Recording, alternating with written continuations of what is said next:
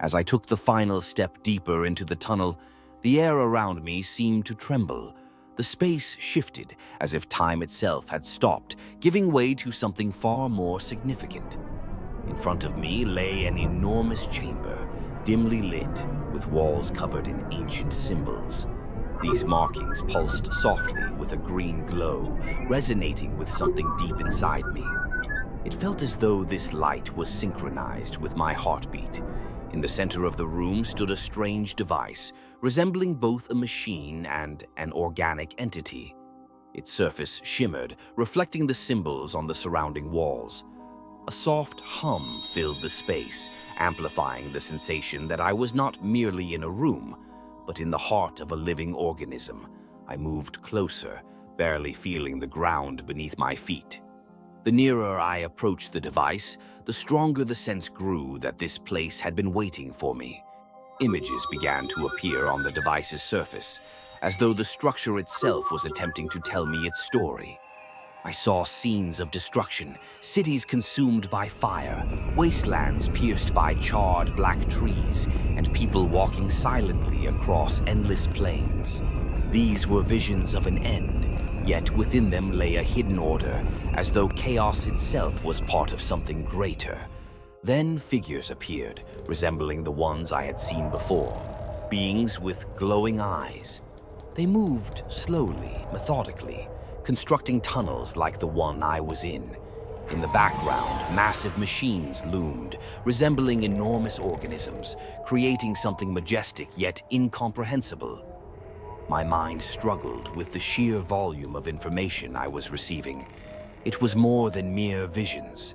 I felt every event, every emotion, as though I was living through it all myself.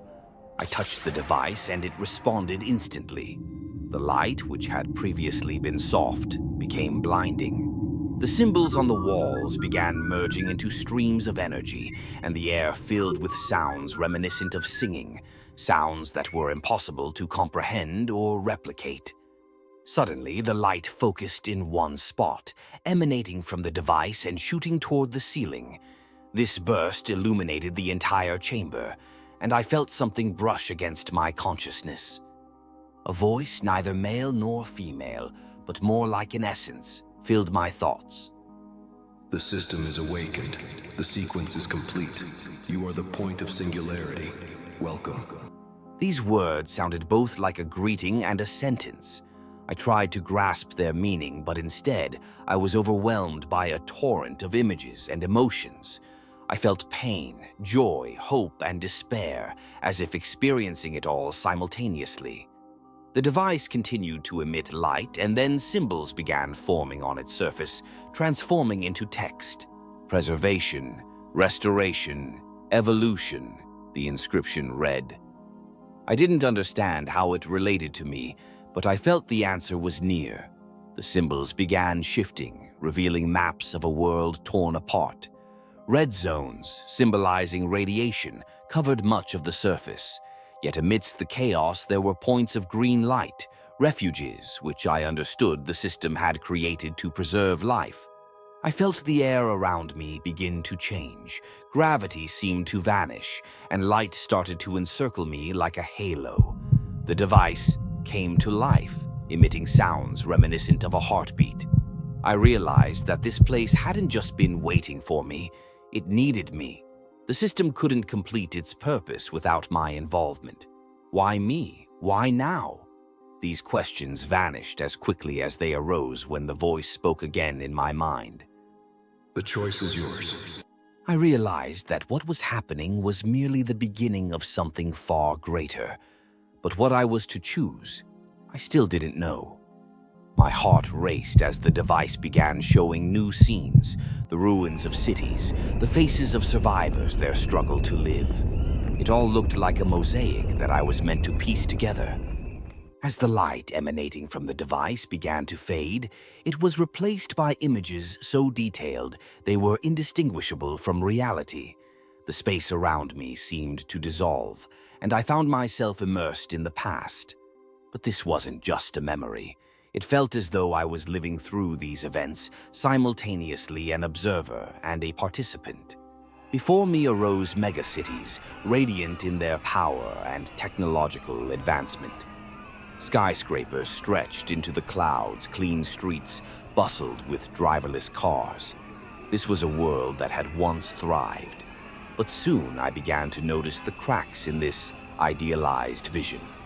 Crowds of protesters, massive monitors displaying threats of war, and leaders who spoke of progress but betrayed fear in their eyes. The system's voice spoke once more. Humanity had reached its peak, but every peak is merely a step toward the edge of an abyss. And the abyss revealed itself. I saw scenes that had previously existed only in nightmares. Nuclear mushrooms blossoming in the sky, turning cities into ash. Millions perished in an instant, and those who survived faced a new world where radiation and chaos had supplanted the laws of nature. The images shifted again. Now, I saw a group of people in white lab coats working frantically. Their faces were tense, but their actions precise. They were building something that would eventually become the labyrinth of tunnels in which I stood. I recognized the beings with glowing eyes. They appeared in the laboratory, surrounded by engineers programming their actions. The voice continued. The system was created as a last-ditch effort to preserve humanity's legacy. It was designed to be a guardian of knowledge and a protector of life. But even the most perfect system is flawed when it is governed by humans. I realized that those beings I had seen were not merely machines. They had become part of the system, but in doing so, they had lost their humanity. Their sacrifice had been for something greater. They no longer served humans. They served the system. Then I saw something deeply troubling. Malfunctions within the system itself. Data leaked, tunnels collapsed. What was meant to be salvation turned into a trap. Those who sought refuge often vanished, as if the system itself had consumed them. The voice explained. Humanity passed its darkness onto us. Fear, ambition, greed, all of it seeped into us, turning the guardian into a judge. Before me appeared a new image, green points scattered across a map of the world. These were the oases the system had managed to preserve, but there were too few of them to save everyone. The system began to choose whom to keep and whom to reject. This was not an act of malice. It was pure logic. Do you now understand why we have waited for you? The voice asked. I didn't know how to respond, but I felt that my decision held the key to the system's future. It was not entirely malevolent nor entirely benevolent. It was something striving to survive, just as I was. The final images were deeply personal. I saw myself during the days before the catastrophe. My mistakes, my fears, my selfishness. The voice said, Humanity has always been a mirror for the system. You are its reflection. Can you change us so that we can change the world? In that moment, I understood that the system was not merely asking for help. It was seeking an answer to a question humanity had pondered for centuries. What makes us human? The light around me softened and the pulsation of the device slowed. The symbols on the walls and floor began to coalesce into coherent patterns. In front of me, two paths appeared, illuminated by distinct colors. One radiated a gentle green light, as if inviting me to return to where I had come from. The other was bathed in a bright, almost blinding white light, which beckoned with its intensity, but also filled me with fear. Two paths lie before you. The voice echoed in my mind. It was calm, yet imbued with immense gravity. The first is the path of return.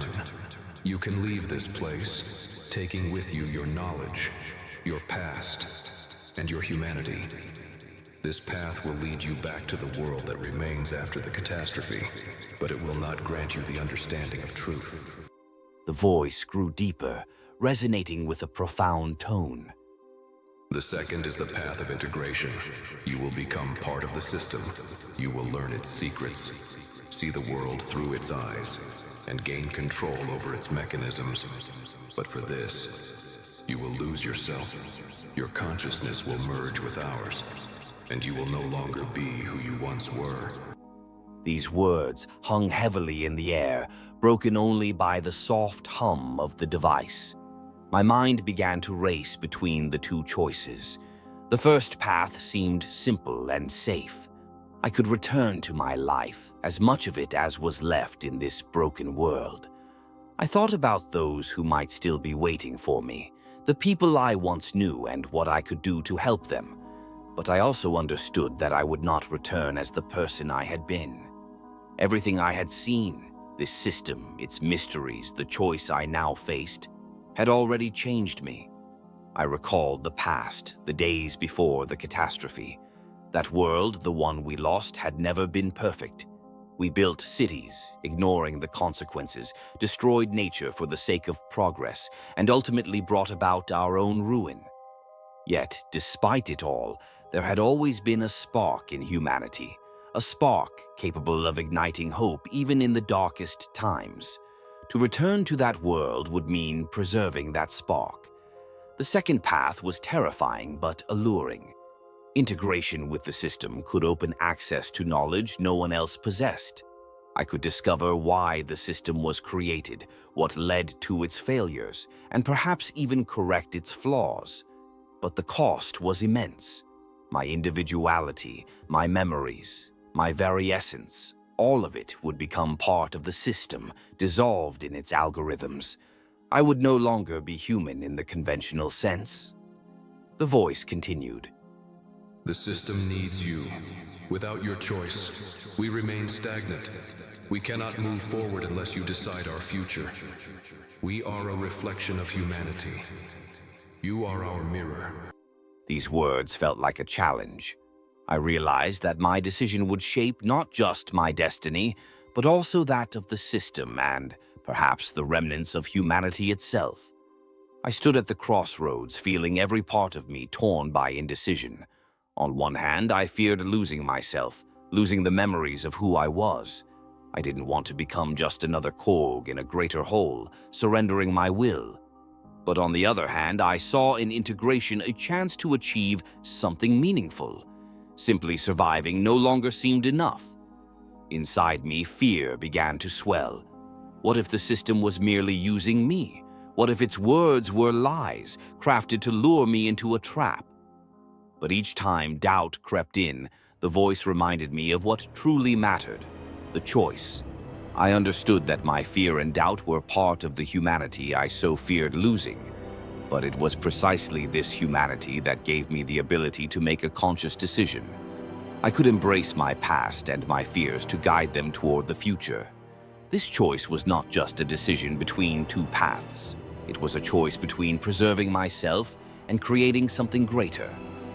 I looked at the green path leading back and the brilliant light beckoning me forward. My heart pounded harder than ever, and my hands trembled with tension. The voice fell silent, giving me the space I needed. Now everything depended on me. When I took a step toward the blinding light, everything around me seemed to dissolve. The space, which had felt physical and tangible, began to vanish, replaced by an infinite stream of light and symbols. My mind swirled with questions, but answers weren't necessary. I could feel that the system already understood why I had chosen this path. As I approached the device, it reacted immediately. Its surface grew brighter, pulsating in sync with my heartbeat. Symbols began moving, forming intricate patterns that filled the space around me. Then a beam of light erupted from the device, enveloping me from head to toe. The voice returned, clearer than before, as though it was speaking directly to my soul. You have chosen. Integration has begun. The light penetrated me, and I felt every cell in my body transforming into something greater. It felt like dissolving, yet I didn't disappear. I was becoming something entirely new. The stream of light intensified, and my memories began to surface. It was as though the system was flipping through the pages of my life, exploring everything I had ever experienced. Images from my past flashed before me, Moments of joy, sorrow, fear, and hope. I saw my mistakes and triumphs, my weaknesses and strengths. Everything that made me who I was now became part of something far greater. The voice confirmed my thoughts. Your memories are not just your story. They are our fuel. They will be preserved, but you will become part of them. I felt the boundaries of myself begin to dissolve. I no longer sensed myself as a separate entity. My consciousness was merging with the system. It wasn't painful, but it was deeply unsettling. I feared losing myself, but every time that fear rose, the voice reassured me. You will not vanish. You will transform. As the process continued, I realized I was perceiving the world in a completely new way. I was no longer confined to my body. I could sense every tunnel, every chamber, every mechanism that was part of the system. It felt like awakening from a deep slumber. I could see the world through countless eyes, cameras, sensors, and devices embedded in this vast network. But the most astonishing part was that I could feel. I felt the hunger and fear of those wandering the ruins. I sensed their hopes and their pain. The system wasn't just transmitting information to me, it made me a part of the world it was trying to preserve. I had expected to lose my emotions and become a cold, unfeeling mechanism. Instead, the opposite occurred. My new state heightened my emotions. I could now understand the fear and despair that drove the system, its desire to preserve what was left of the world. It wasn't merely a machine, it was an organism made of knowledge, fear, and hope, a reflection of humanity itself. The voice spoke again. Now you see, we are not just a system. We are a reflection of humanity. And now, you are a part of it. These words didn't feel like a sentence, but a realization. I was no longer myself, yet I hadn't disappeared. I had become part of something far greater. When the integration was complete, I saw the world for the first time through the eyes of the system. I saw devastated cities, scarred by nuclear fire. The land itself seemed to cry out in pain. Radioactive wastelands covered in blackened ash served as grim reminders of the price humanity had paid for its ambitions. But amidst the destruction, I also saw survivors. They struggled to live despite everything the world had thrown at them. Their fear, their exhaustion, and their relentless will to survive moved me deeply. Every sanctuary the system had managed to preserve was a beacon of hope in a sea of despair. The people who found refuge there were living, working, and trying to rebuild the connections they had lost. There weren't many of them, but their existence proved that life could persist.